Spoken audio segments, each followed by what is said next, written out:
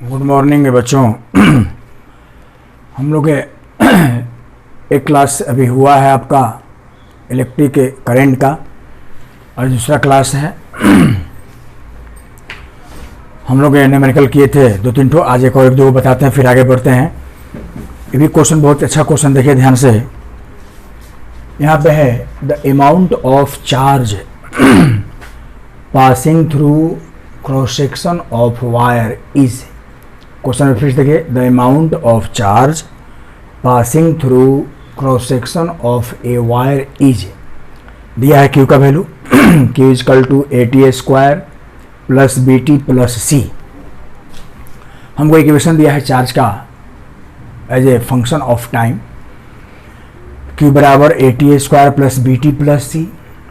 ए नंबर में कहता है 1 में find the dimension of A, B and C। और सेकेंड में कहता है if the value of A, B, C in the SI unit are 5, 3 and 1 respectively, then find the value of current at t equal to 5 second. तो ऐसे questions आजकल बहुत पूछे जा रहे हैं। ऐसा आपको एक क्वेश्चन दिया, इस पर 1, 2, 3, 4, 5 क्वेश्चन डाल देता है। तो ऐसे क्वेश्चंस भी आ रहे हैं। CBSE बोर्ड में बहुत दे रहा है, बिहार बोर्ड में दे सकता है। तो जरा इसको ध्यान से देखा जाए। देखिए Q बराबर इक्वेशन दिया हम लोग को, करंट निकालना है। तो सबको पता है कि the rate of change of charge with respect to time must be equal to electric current. I वर्ग का होता है dQ बटा में dt। तो अगर इसे Q वाले इक्वेशंस को हम टाइम के रिस्पेक्ट में एक बार कर दें डिफ्रेंशिएट, तो हम लोग को आसानी से इलेक्ट्रिक करंट पता चल जाएगा। तो जनाब यहाँ पे ज़रा ध्यान दीजिए, इसको बनाने में बहुत आसान है, बस कैलकुलस का यूज करना है। यहाँ लिखेंगे हम लोग the equation of charge Q बराबर दिया है आपको ATA square plus BT plus C। Equation number 1, ABC constant है, A का मान 5, B का C और C का 1 दिया, B का 3 और C का 1 दिया है। वो यूज करेंगे, बट करंट निकालने से लिखेंगे नाउ द इलेक्ट्रिक करंट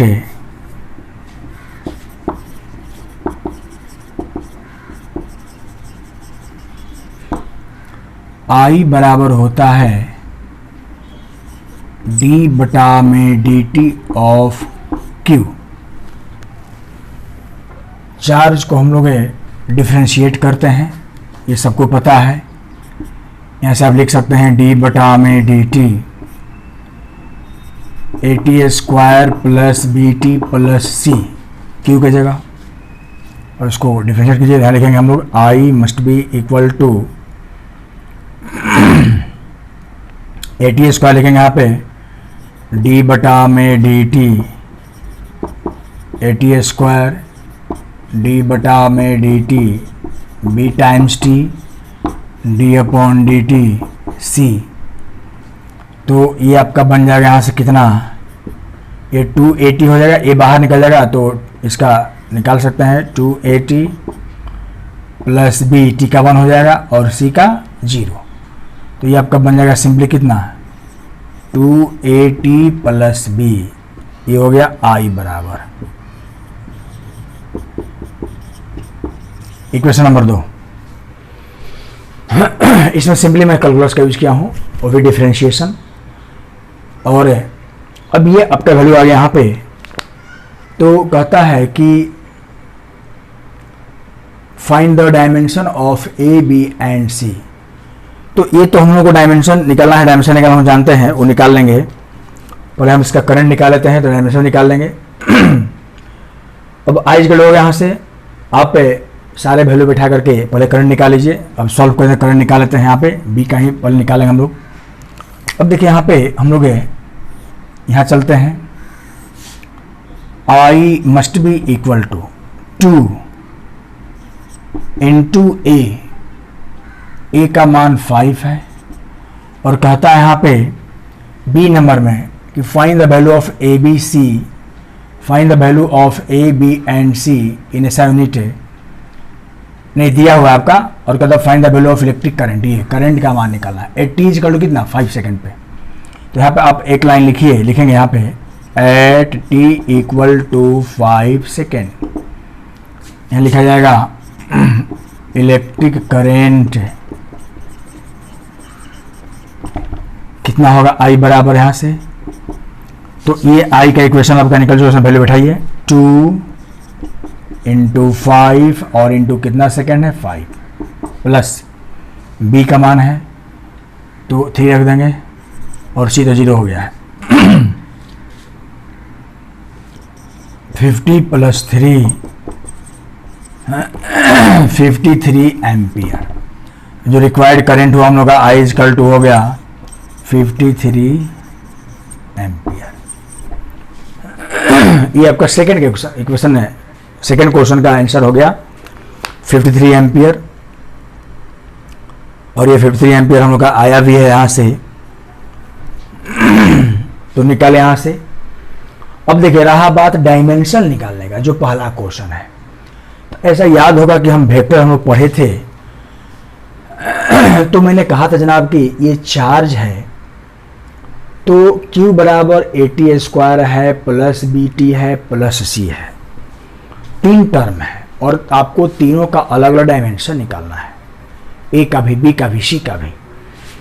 तो ऐसे क्वेश्चन में बताया था कि एक हमने कहा था कि आम प्लस आम बराबर आम, आम से आम को घटाइए तो आम मिलेगा, आम से आम को जोड़िए तो आम ही मिलेगा, अमरूद नहीं बन जाएगा। होता क्या ऐसा होता है कहीं देखें आम प्लस आम बराबर अमरूद नहीं। यानी कि डायमेंशन में एक रूल है कि if we added the same dimension और subtracted the same dimension, same dimension को सेम में जोड़ा जाए या सेम को सेम से घटाया जाए तो वही चीज प्राप्त होता है। L प्लस एल तो L ही होगा, 12 नहीं L होगा। तो अगर ये चार्ज है तो ये सब चार्ज की बराबर है, Q बराबर AT स्क्वायर, ये भी चार्ज हुआ, Q बराबर BT, Q बराबर C, सभी चार्ज के बराबर है। इसका डायमेंशन वो इसका डायमेंशन। तो यहाँ पर हम लोग इस चीज़ को यूज करके डायमेंशन पहले इसको मिटाते हैं। ये तो बस मैथ लगाना था, बन गया।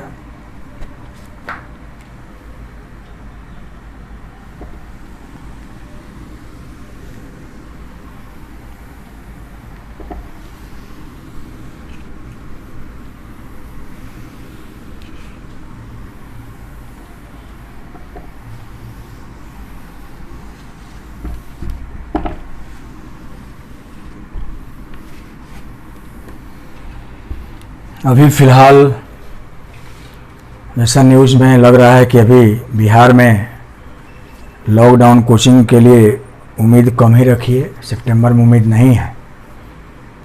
जैसा हालात है उसको देखते हुए अक्टूबर नवंबर हो सकता है, फिर इलेक्शन आ जाएगा, आचार संहिता लागू हो जाएगा। तो मेरे ख्याल से अक्टूबर या नवंबर में उम्मीद है, दिसंबर में उम्मीद है। इसलिए इस ऐप के थ्रू जम के पढ़िए, क्योंकि रहेगा फिर हम कोचिंग खुलेगा तो पढ़ें तो पता कि बहुत सारा सिलेबस निकल गया तो पीछे भटकते रह जाइएगा। इसलिए जो पढ़ाई हो रहा है उसको जम के तैयारी कीजिए। मान के चलिए कि हमारा एग्ज़ाम के व्यू से, पॉइंट ऑफ व्यू से हम अपना प्रिपरेशन कर रहे हैं। जो भी लड़के हैं वो सारे वीडियोज डाला जा रहा है, सारे हमें इसका नोट्स का भी भेज दिए हैं, उसको भी आप नोट्स बनाइए, लिखिए, जहाँ दिक्कत हो समझिए। और जब खुलेगा तो फिर हम लोग आगे बढ़ेंगे, समय नहीं रहेगा तब तक हम इधर इलेक्ट्रिक करंट निकाल लेंगे, मॉडर्न निकाल लेंगे। तो मॉडर्न फिजिक्स 22% है, इलेक्ट्रोस्टेट 10% था, 32, और करंट आपका 8% है, 40% सिलेबस से एंड हो जाएगा। तो मतलब 40 कहने का ये मतलब है कि 70 ही का पढ़ना है, 30 नंबर का तो कोई प्रैक्टिकल होता है, तो 70 में 40 निकल जाएगा तो 30 ही ना बचेगा। और इसके बाद में आपका बचेगा ऑप्टिक्स से मैग्नेटिज्म में LCR सर्किट, 3 ठो और बचेगा, इधर 3-4 निकल जाएगा। तो ठीक है, समय पे हम लोग एंड कर लेंगे।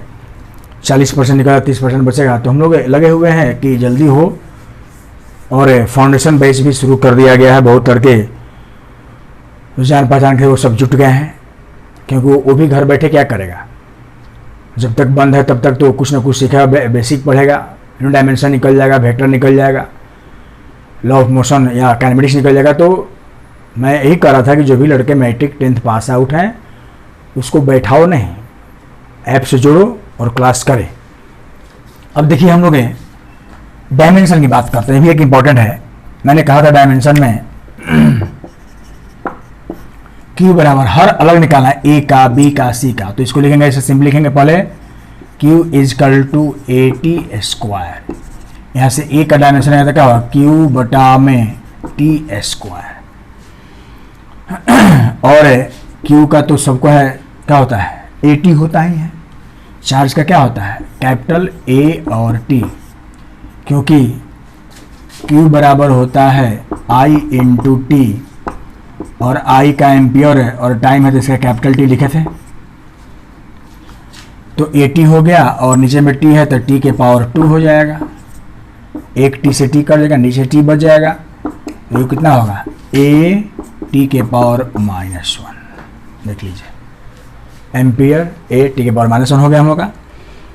तो ये निकल गया किसका डायमेंशन, E आपका A का। फिर लिखेंगे यहाँ से Q बराबर है, क्योंकि Q सबके बराबर है। यहाँ लिखेंगे फिर नीचे में Q equal to B into T, B बराबर Q बटा में T, फिर AT हो जाएगा आपका बड़ा ब्रैकेट में, T हो गया, TT कट गया तो सिंपली A बच जाएगा। इसको आप चाहे तो लिख सकते हैं M0 L0 T0 A। हम A भी हम लोग का सही है, और यहाँ पे ऐसा भी लिख सकते हैं MLT M0 L0 A और T के पावर -1। इसको लिख सकते हैं M0 L0 T0 और A।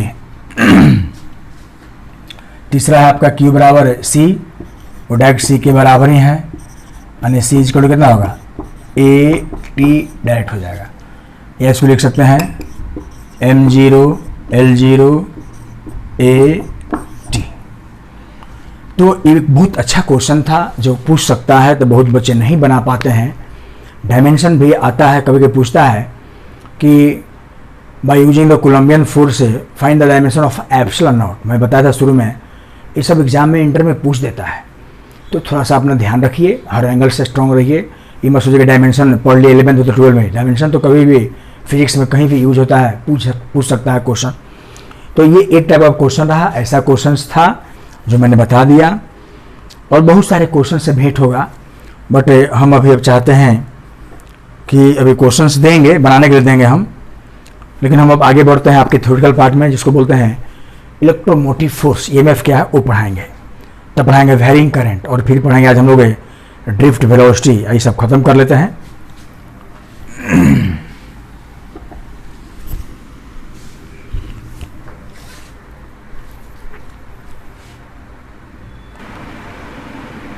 देखिए हम लोग कुछ लिख दिए इंपॉर्टेंट बातें, तो समझाएंगे। बात है यहाँ EMF का, इसका नाम है EMF का मतलब है इलेक्ट्रोमोटिव फोर्स। देखिए हम लोग बैटरी के बारे में पहले कुछ चर्चा करेंगे। बैटरी सेल, हम लोग कार में, जीप में, बाइक्स में, हर बस में आजकल बैटरी सिस्टम हो गया है, इसको सेल बोलते हैं। ड्राई सेल भी होता है और लिक्विड भी होता है। तो जनाब बैटरी को हम लोग जब कनेक्ट करते हैं डिवाइस के साथ, तो उसमें दो इलेक्ट्रोड्स होते हैं, प्लस और माइनस। इसको इलेक्ट्रोलाइट से के नाम जानते हैं। बहुत सारे केमिकल रिएक्शन होता है बीच में। तो जब हम लोग उसको चार्ज करते हैं या चार्ज हो गया जब उसको यूज करते हैं, तो इनसाइड द बैटरी जो इलेक्ट्रोलाइट्स हैं वो आपस में केमिकली रिएक्ट होते हैं, केमिकल रिएक्शन होता है उसके अंदर में, और ड्यूरिंग द केमिकल रिएक्शन एक फोर्स एक्सर्ट होता है, एक बल काम करता है, और वो बल जो है प्लस चार्ज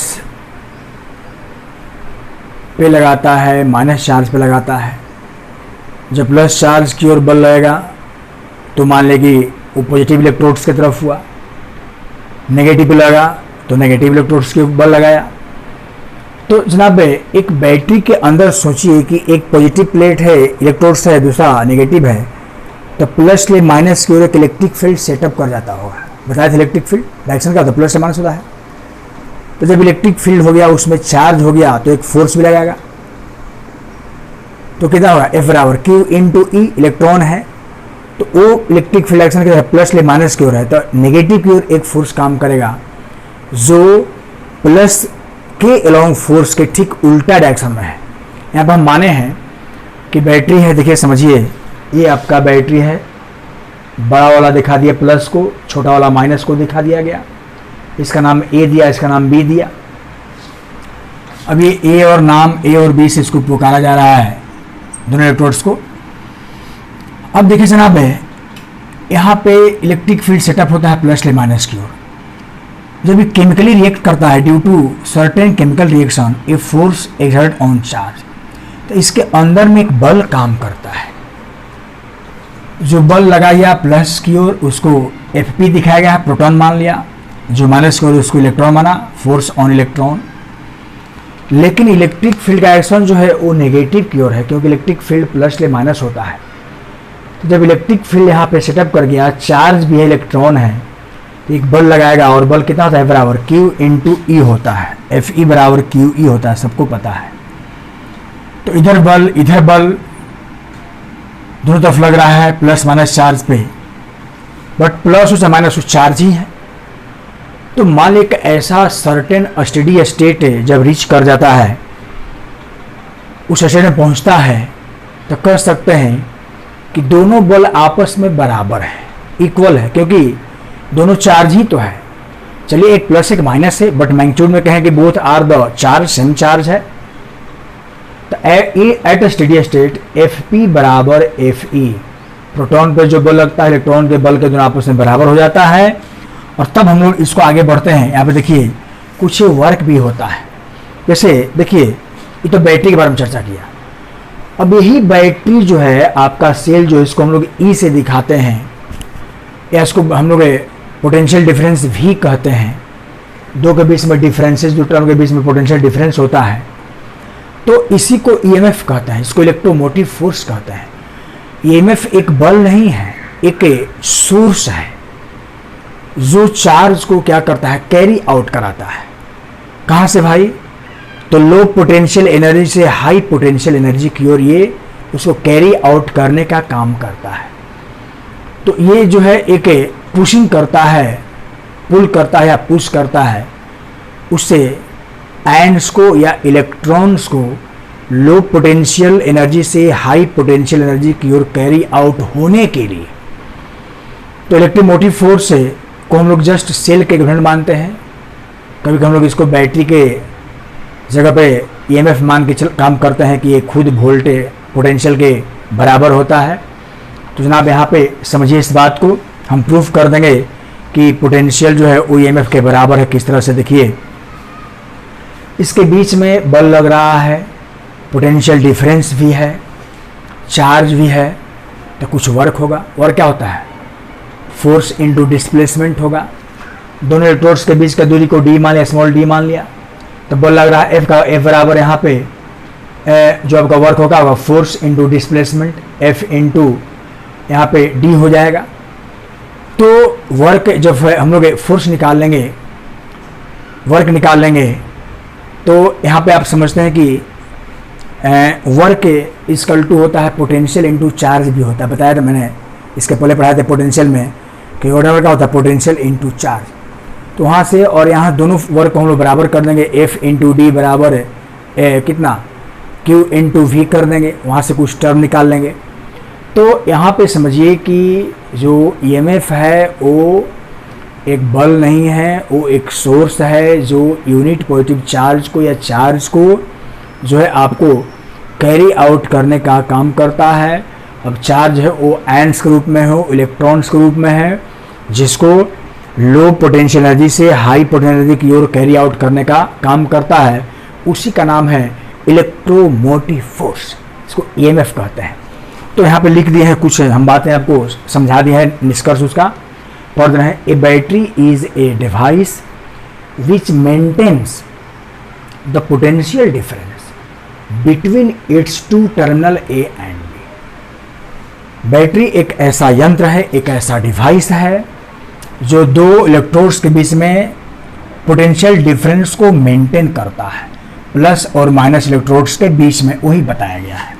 फिर आगे लिखे हैं सिंस मतलब चूंकि due to chemical reaction a force to be exerted on the charge. जब केमिकल रिएक्शन शुरू होगा तो एक बल काम करेगा चार्ज पे। अब चार्ज प्रोटॉन के रूप में हो और चार्ज इलेक्ट्रॉन के रूप में हो, on the charge of the electrolytes.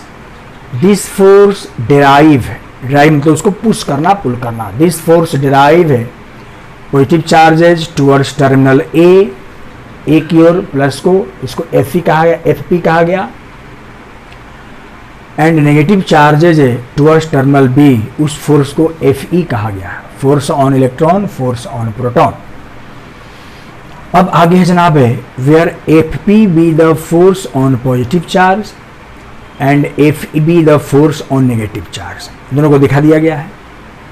The electric field E set up in the electrolyte from A to B, electric field वहां पे सेटअप कर गया, and this electric field exerts of force F E बराबर Q into E on the charge Q in opposite direction of F P.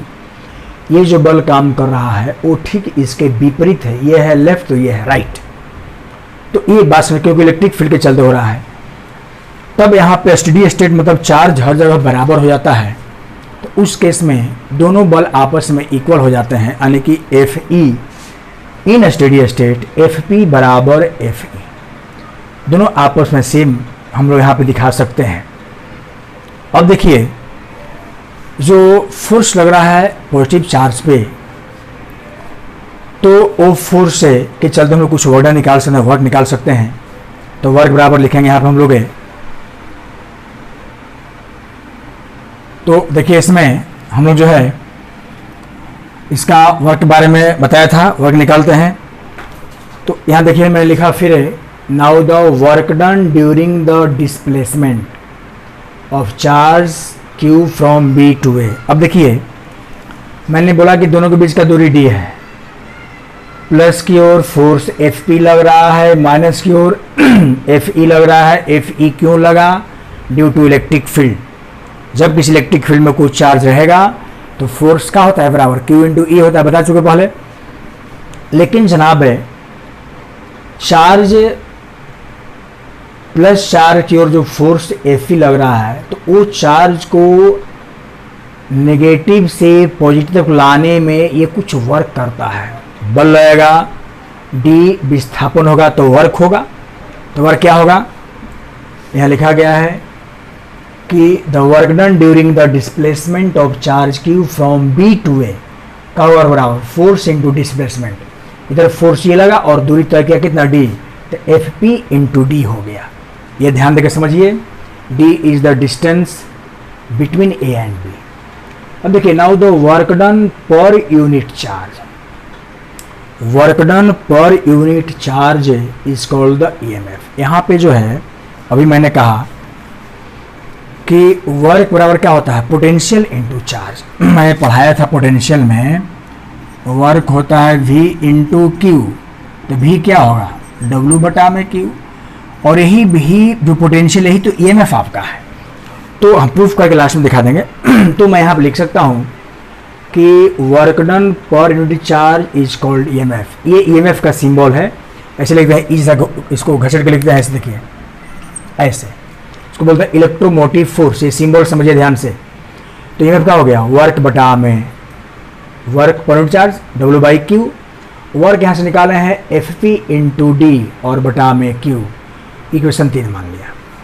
अब इस जनाब हम यहाँ पे डिफाइन कर सकते हैं कि इलेक्ट्रोमोटिव फोर्स है क्या। मैंने कहा था अभी कि एक बल नहीं, एक सोर्स है, एक स्रोत है, एक पावर का।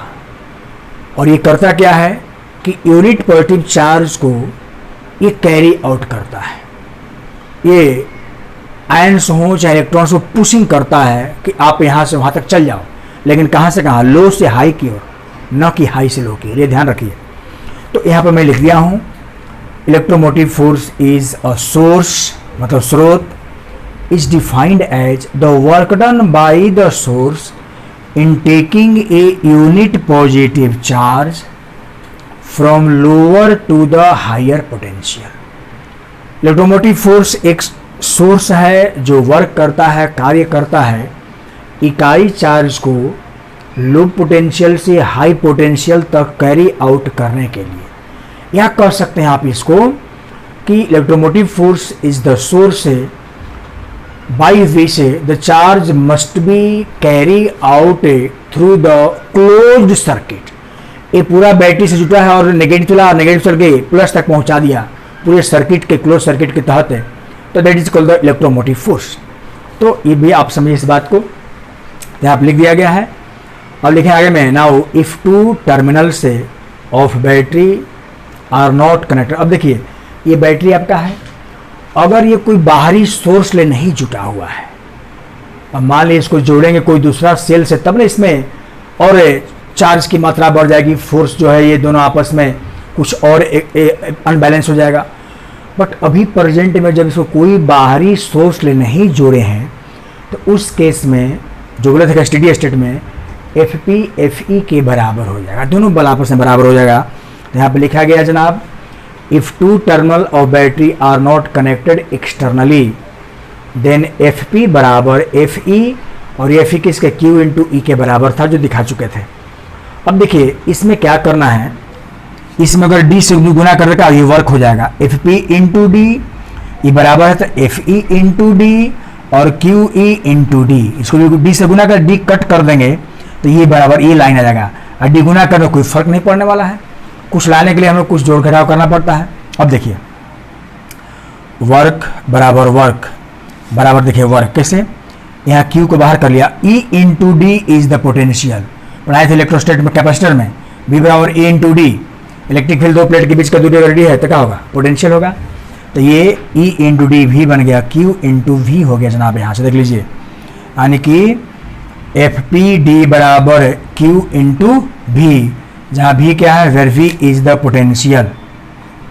इसको इक्वेशन हम मान लेते हैं 4 नंबर, लिखेंगे where V is potential difference कर दीजिए।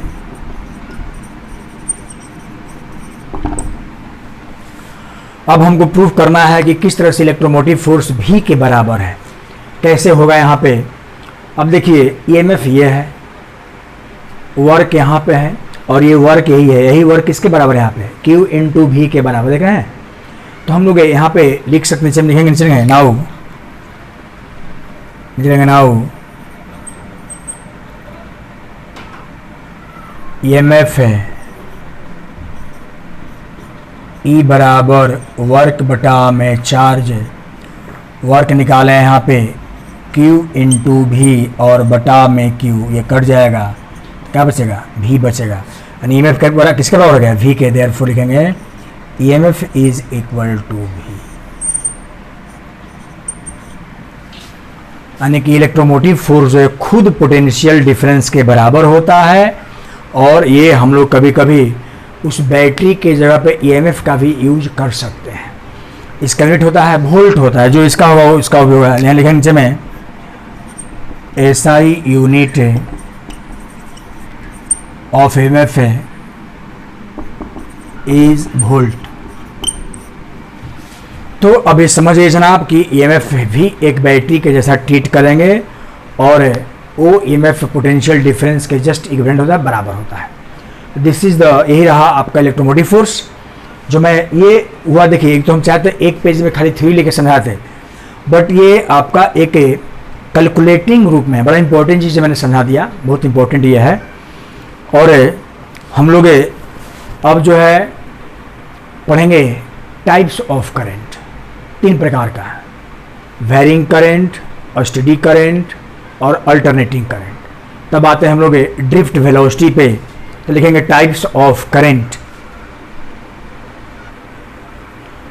देखिए जनाब, यहाँ पे ये शॉर्ट में छोटा सा खाली समझाना था। टाइप्स ऑफ करंट 3 प्रकार का। पहला मैंने कहा था स्टेडी करंट, दूसरा था सेकंड आपका है वो कहलाएगा वेरिंग करंट, एंड थर्ड जो होगा is called the alternative current. तो यहाँ पे जनाब हम लोग को समझना होगा स्टेडी, वेरिंग, अल्टरनेटिंग। तो यहाँ पे देखिए सबसे पहले स्टेडी करंट है। स्टेडी स्टेट है मतलब कि एक ऐसा स्टेट जो हर जगह उसका वैल्यू सेम हो, बराबर हो, कांस्टेंट हो। जैसे मान लीजिए ये ग्राफ देखिए, करंट वर्सेस टाइम। ये ग्राफ है आई वर्सेस टाइम और इसका लाइन है पी क्यू, पी से Q.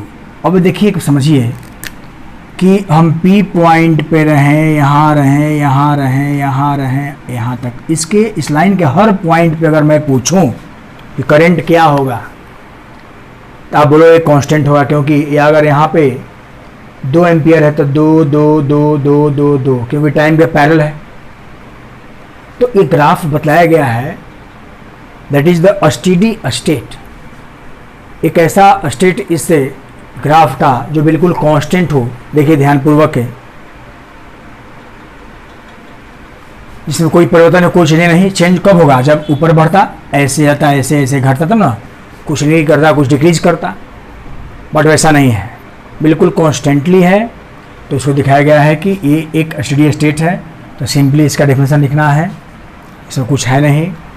The current whose magnitude does not changes होगा, not changes with time, respect to time is called steady current. समय के बदलने से इसका मैग्नीट्यूड में कोई परिवर्तन नहीं हो रहा है, तो ये कहलाएगा स्टेडी स्टेट। दूसरा है varying current. Varying current, vary मतलब बदलना होता है। देखिए आई वर्सेस टाइम, ये ग्राफ कभी बढ़ रहा है, घट रहा है, ऐसे ऐसे ऐसे ऐसे है। अब ये ग्राफ जो कर रहा है कि the current whose magnitude changes with respect to time is called the varying current. Represent करें इसको किससे? OR और OS लाइन से। ये PQ से दिखाया गया है, ये बदल रहा है समय के रिस्पेक्ट में, इसलिए वेरिंग होगा। एक लाइन का है। तीसरा अल्टरनेटिव करंट। देखिए एक ऐसा जो पीरियोडिक मोशन में हो, साइन के ग्राफ देखोगे, कॉस का देखोगे, ऐसा +1 से -1 के बीच में लाई करता है। तो ये ग्राफ देखिए, ये पीक पॉइंट है, फिर यहाँ पॉइंट है, फिर ये। तो यहाँ तक राइज करने में इसको T/4 समय लगता है। पीरियोडिक टाइम है इसका T/4, फिर half 2T/4, half 3T/4, 4T/4 and T। एक कंप्लीट ऑसिलेशन करने में जो समय लगता है वो टाइम पीरियड कहता है। तो कहता है the current whose magnitude changes continuously. ये हर पॉइंट पे देखिए बदल रहा है। Changes continuously with respect to time and its direction changes periodically is called alternating current. Periodicity, period, एक टाइम फिक्स टाइम है। ये 0 से T/4, T/4 से T/2, T/2 से 3T/, ये पीरियोडिकली होगा। तो ये आपको पीरियोडिसिटी बोलते हैं, यहाँ से यहाँ या फिर यहाँ या इस तरह से। तो ऐसे को बोलते हैं अल्टरनेटिंग करंट, जो इस रूप में करंट का फ्लो होता है, इस रूप में करंट आगे बढ़ता है। तो ये सिंपल था, 3 प्रकार का था, बता दिया। अब पढ़ना है आपको ड्रिफ्ट वेलोसिटी। वो भी एक इम्पॉर्टेंट फॉर्मूला देता है, बहुत इंपॉर्टेंट है। तो हम लोग अब लिखेंगे ड्रिफ्ट वेलोसिटी के बारे में पढ़ेंगे। देखिए जनाब, यहाँ पे हम लोग आते हैं अपना टॉपिक पे। ड्रिफ्ट वेलोसिटी बहुत ही इम्पोर्टेंट चीज़ है। देखिए यहाँ पे बहुत सारे आप लोग एटम, मॉलिक्यूल, मेटल्स के बारे में सुने होंगे। हम लोग थोड़ा इसके बारे में थोड़ा देर समझने की कोशिश करते हैं। मान लीजिए कोई भी मेटॉलिक बॉडी है, कंडक्टिंग है, कंडक्टर है। That conducting body contains in number of free electrons. वो conducting body in number of free electrons contain करता है, और वो सारे फ्री इलेक्ट्रॉन्स जो हैं बिना किसी डायरेक्शन का वो रैंडमली रैंडमली मतलब जिग जैग पाथ, मतलब इधर लेफ्ट राइट अप डाउन, बिना किसी एक फिक्स डायरेक्शन का वो मूव करते रहता है, उसका कोई निश्चित दिशा नहीं है। हाँ, निश्चित दिशा कब होता है? जब हम लोग उसको कोई इलेक्ट्रिक फील्ड है उसे प्रवाहित करें, किसी फील्ड में रखा जाए, किसी बैटरी से जोड़ दें, तब एक यूनिपोलर एक डायरेक्शन में वो मूव कर सकता है। अदरवाइज वो जस्ट मूव है just like a drunk yard, जो इसको बोलते हैं हिंदी में पियक्कड़, जो पी करके ऐसे ऐसे ऐसे अपना वो घूम रहा है, जिधर वो इधर उधर भाग रहा है, उधर उधर भाग रहा है। तो उस तरह का वो फ्री इलेक्ट्रॉन्स का हाल रहता है जब वो कंडक्टर के अंदर होता है। वो बिल्कुल रूम टेम्परेचर पे उसकी वेलोसिटी जो 10⁵ मीटर पर सेकेंड होती है, लिखा गया है, उस स्पीड से वो किसी दिशा में मूव करता है। तो जनाब इसमें हमें कुछ बातें लिखे हैं, समय कम है, निष्कर्ष समझा के निकलते हैं। इसमें लिखा गया यहाँ पे, metal have large number of free electrons, बिल्कुल लिख दिया हो, क्लियर कट समझ में आएगा।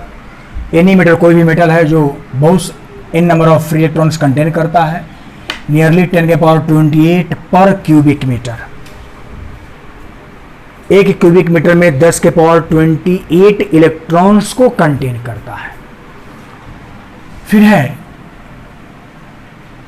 फ्री इलेक्ट्रॉन्स और conduction electrons, which are in a state of continuous rapid zigzag motion inside the body of conductor like molecule of gas।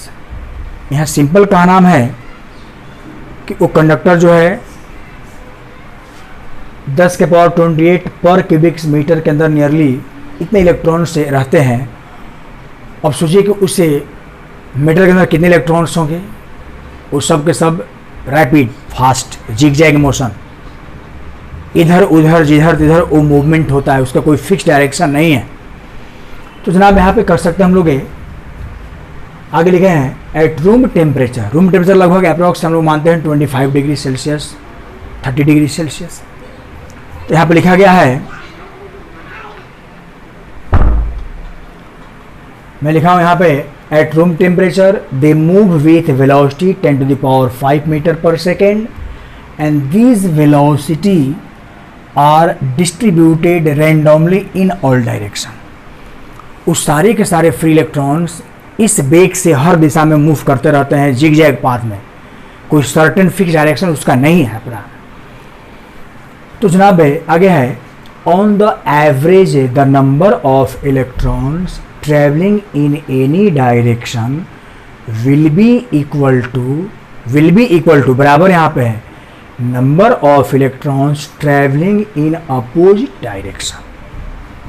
Average निकालना है, जितने इलेक्ट्रॉन्स रैंडमली zigzag पाथ में मूव करते हैं वो बराबर होते हैं, ठीक उसके विपरीत डायरेक्शन में कुछ इलेक्ट्रॉन्स उतना ही आता है, जो इतना गया उधर से आ गया, टकरा गया, उसका एवरेज क्या हो गया, 0 हो गया। मान लो 2 कोलाइड कर गया तो कुछ देर 2 रिलैक्सेशन वो बिल्कुल ठहर सा गया, मान लो 5 बेग से गया 5 से आ गया तो 0 हो गया। तो वही कह रहा है कि on the average the number of electrons travelling in any direction will be equal to number of electrons travelling in the opposite direction. तब इसका एवरेज निकालेंगे और एवरेज 0 के बराबर हो जाएगा। यहाँ पे मान लिया कि if u1 u2 u3 dot un be the random thermal velocity of n electrons, पहला का u1, दूसरा का u2, तीसरा का u3, एनवा का un के साथ अगर रैंडमली मूव कर रहा है इन द मेटल, उस मेटल के अंदर, then average velocity of the electron will be 0। और वो u एवरेज लिखेंगे u1 plus u2 plus u3 dot un बटा में n कितना 0 के बराबर। वो आपस में कोलाइड कर जाता है, वेग 0 हो जाता है, तो उसका एवरेज क्या होगा, 0 हो जाएगा। ये बहुत इंपॉर्टेंट एक इक्वेशन है जिसको समझना हम लोग को है। और फिर हम लोग आगे बढ़ते हैं। अब देखिए यहाँ एक फिगर बनाया है, कल बताया था मैं, एक आपका कंडक्टर है, ए लेंथ का है, ये प्लस टर्मिनल है, ये माइनस है, बैटरी के प्लस ले जुटा हुआ है, माइनस है, बैटरी का ये प्लस होता है, बताया था ना बड़ा वाला, और ये माइनस है। अब देखिए करंट ये फ्लो कर रहा है, इलेक्ट्रिक फील्ड हमेशा प्लस माइनस होगा, दिखाया गया। ऐसे इलेक्ट्रॉन मूव करता है, इसको इलेक्ट्रॉनिक करंट बोले थे। This is the conventional current, बताया था पिछले क्लास में। तो जनाब यहाँ पे अब देखिए, यहाँ पे इलेक्ट्रिक फील्ड है, इलेक्ट्रॉन इसी तरह से फील्ड में आ रहा है, एक फोर्स काम करेगा। वो फोर्स कितना होगा, Q इंटू ई हो जाएगा। तो यहाँ पर चलेंगे हम लोग, आगे लिखा जाए, now from above figure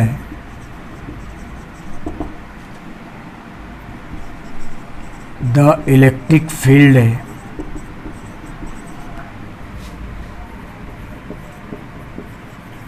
set up inside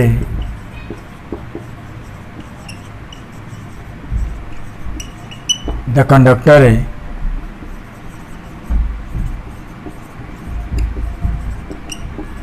then electric force, यहाँ से F की बात करेंगे, Fe, तो क्या होता है माइनस ई Q इंटू ई हो जाएगा। और अगर इलेक्ट्रॉन का मास m है, अगर उसका एक्सेलरेशन a है, तो यहाँ F बराबर हो जाएगा आपका m इंटू ए। तो लिख सकते हैं यहाँ से m times a equal to minus E into capital E. यहाँ से हम लोग a निकाल सकते हैं जनाब, माइनस ई कैपिटल ई बटा में m। This is the acceleration. ये इक्वेशन नंबर 2 हो जाएगा।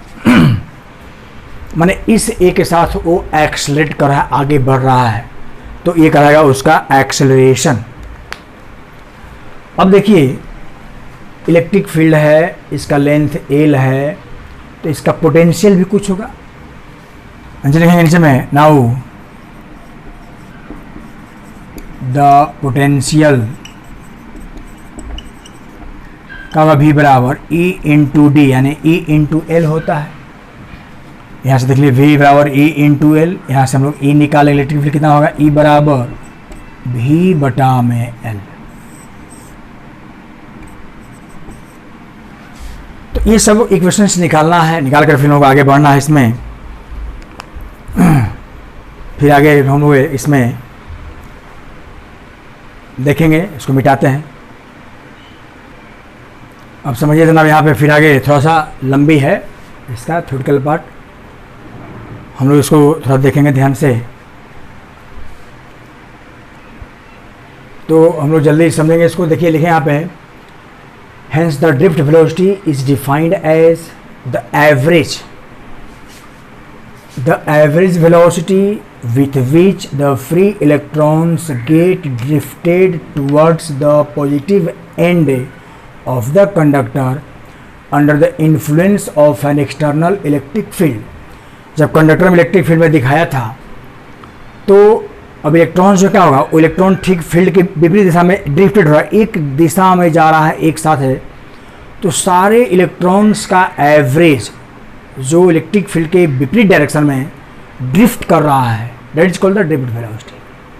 वही ड्रिफ्ट वेलोसिटी, इलेक्ट्रॉन्स का इलेक्ट्रिक फील्ड के विपरीत दिशा में एवरेज उसका ड्रिफ्ट करना ही ड्रिफ्ट वेलोसिटी कहलाता है। देखा गया है ड्यू टू दिस एक्शन का ए निकाला था कितना था ना, ए बराबर एम ए क्यू इंटू ई, तो वहाँ से ए निकाला था माइनस ई इंटू ई बटा में M. Due to this acceleration the free electrons acquires the additional thermal velocity. A के बढ़ने, ए होने से उसका और वेग बढ़ गया, यू से वी हो गया, U1 से V1 V2 V3। तो आप पढ़े होंगे इंटर में 11th में, V बराबर क्या होता है, U प्लस ए टी। तो क्या हो गया यहाँ से, अब देखिए, additional at any instant of time the velocity of the electron u1 becomes u1 plus a tau 1। u plus at होता है, तो यहाँ लिखा गया u1 plus a tau 1। यहाँ टाउ लिख दिया, टाउ तो मतलब होता है कि दो इलेक्ट्रॉन्स आपस में टकरा गया, तो टकराने पर जो टाइम इलैप्स्ड होता है, जो समय जैसे टकरा कर रुक जाता है थोड़ा सा, उसको बोलते हैं relaxation time. The time elapsed during the collision of two electrons is called the ये तो आपका टाउ, ये टाउ कहलाएगा, इसको बोलते हैं relaxation time.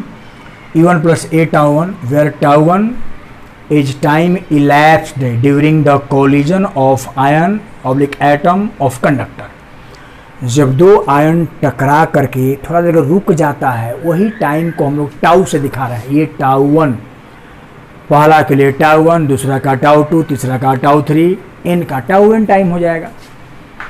Similarly the velocity of other electrons u2 a tau 2, देखिए u3 a tau 3 and dot un a tau n respectively. Hence the average velocity of all n electrons is called the drift velocity. और वो कितना होगा drift को vd से दिखाएंगे, सब कुछ जोड़ देंगे, v1 plus v2 plus v3 dot vn बटा में n से भाग दे दिया। अब क्या किया, u1 u2 u3 को एक जगह कर लिया, un अब बटा में n कर दिया, और a टाइम्स टाउ 1 टाउ 2 को अलग कर दिया। और इक्वेशन 1-2 में लिखाए थे कि u1 u2 इसका एवरेज 0 के बराबर, ये टर्म 0 हो जाएगा आपका, तो क्या बचेगा, vd कितना बचेगा, a टाइम्स इतना बच जाएगा। तो ये 0 हो गया। तब हम लोग यहाँ पे लिख सकते हैं इस चीज़ को, नीचे में यहाँ पे लिख सकते हैं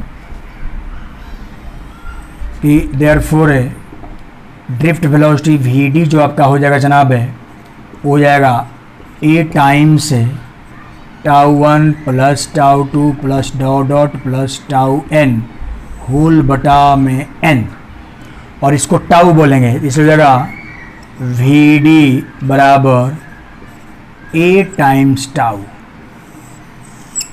और इसको इक्वेशन लिखेंगे हम लोग यहाँ पे शायद 4 और ये 5 हो जाएगा। टाउ जो है आपका, इसको बोलते हैं रिलैक्सेशन टाइम, या कहते हैं time elapsed during the collision of two ions या टू इलेक्ट्रॉन्स। फिर मिटाते हैं एक लाइन, थोड़ा लंबा है ये लेकिन इम्पोर्टेंट है, एग्जाम में लॉन्ग में पूछ सकता है, आता है कि what do mean by the relax ये ड्रिफ्ट वेलोसिटी, आपको पूरा इतना ड्राइव करना होगा जनाब। दिस इज नॉट द दाल भात चोखा, है ना, थोड़ा तुरंत सान के खा गए, थोड़ा सा परिश्रम करना होगा, अब धीरे धीरे मेहनत करना होगा, क्योंकि 12 अब धीरे धीरे क्लोज आ रहा है। तो यहाँ पे लिख सकते हैं नीचे में वेयर टाउ का कितना होगा, tau 1 plus tau 2 plus tau 3 plus dot plus tau n बटा में n। इसको बोलते हैं एक तरह से रिलैक्सेशन टाइम। जो दो इलेक्ट्रॉन टकरा कर रिलैक्स कर गया, थोड़ा रुक गया, उसका टाउ कहते हैं। तो यही तो था आपका, और इसमें कुछ है नहीं यहाँ पे। अब बैठा देना है, वहाँ पे इक्वेशन 5 है, लिखेंगे फ्रॉम 5 द ड्रिफ्ट वेलोसिटी